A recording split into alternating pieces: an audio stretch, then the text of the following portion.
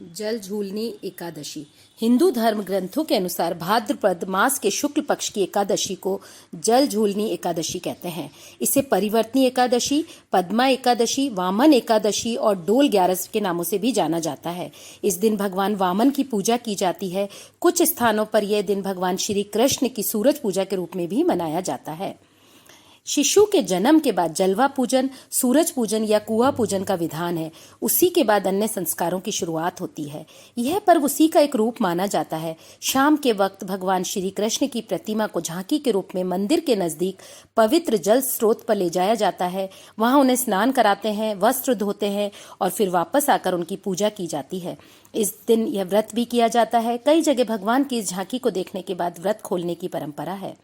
झांकी में भगवान को पालकी यानी डोली में ले जाया जाता है, इसलिए इसे डोल एकादशी भी कहते हैं।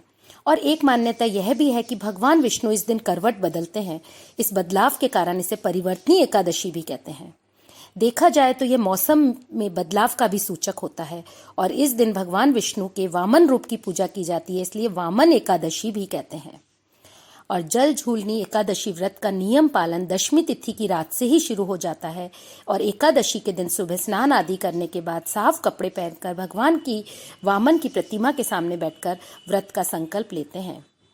भगवान वामन की पूजा विधि विधान के साथ करना चाहिए और विष्णु का जाप एवं भगवान वामन की कथा सुननी चाहिए।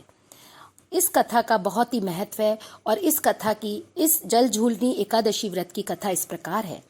सूर्यवंश में मानधता नामक चक्रवर्ती राजा हुए और उनके राज्य में सुख संपदा की कोई कमी नहीं थी। प्रजा सुख से जीवन व्यतीत कर रही थी, परंतु एक समय उनके राज्य में 3 वर्षों तक वर्षा नहीं हुई। प्रजा बहुत दुख से व्याकुल थी। तब महाराज भगवान नारायण की शरण में जाते हैं और उनसे अपनी प्रजा के दुख दूर करने की प्रार्थना करते हैं। राजा भादो के शुक्ल पक्ष की एकादशी का व्रत करता है। इस प्रकार व्रत के प्रभाव स्वरूप राज्य में वर्षा होने लगती है और सभी कष्ट दूर हो जाते हैं। राज्य में खुशियों का वातावरण छा जाता है और इस उत्तम व्रत का अनुष्ठान अवश्य करना चाहिए। पद्मा एकादशी के दिन दान करने से शुभ फलों की प्राप्ति होती है। वामन अवतार की कथा भी इस प्रकार है। सतयुग में प्रहलाद के पुत्र दैत्यराज बलि ने स्वर्गलोक पर अधिकार कर लिया। सभी देवता इस विपत्ति से बचने के लिए भगवान विष्णु के पास गए। तब भगवान विष्णु ने कहा कि मैं स्वयं देव माता अदिति के गर्भ से उत्पन्न होकर तुम्हें स्वर्ग का राज्य दिलाऊंगा। कुछ समय पश्चात भगवान विष्णु ने वामन अवतार लिया। एक बार जब बलि महान यज्ञ कर रहा था, तब भगवान वामन बलि की यज्ञशाला में गए और राजा बलि से 3 पग धरती दान में मांगी। राजा बलि के गुरु शुक्राचार्य भगवान की लीला समझ गए और उन्होंने बलि को दान देने से मना कर दिया, लेकिन बलि ने फिर भी भगवान वामन को 3 पग धरती दान देने का संकल्प किया। भगवान वामन ने विशाल रूप धारण कर एक पग में धरती और दूसरे पग में स्वर्गलोक नाप लिया। जब तीसरा पग रखने के लिए कोई स्थान नहीं बचा तो बलि ने भगवान वामन को अपने सिर पर पग रखने को कहा।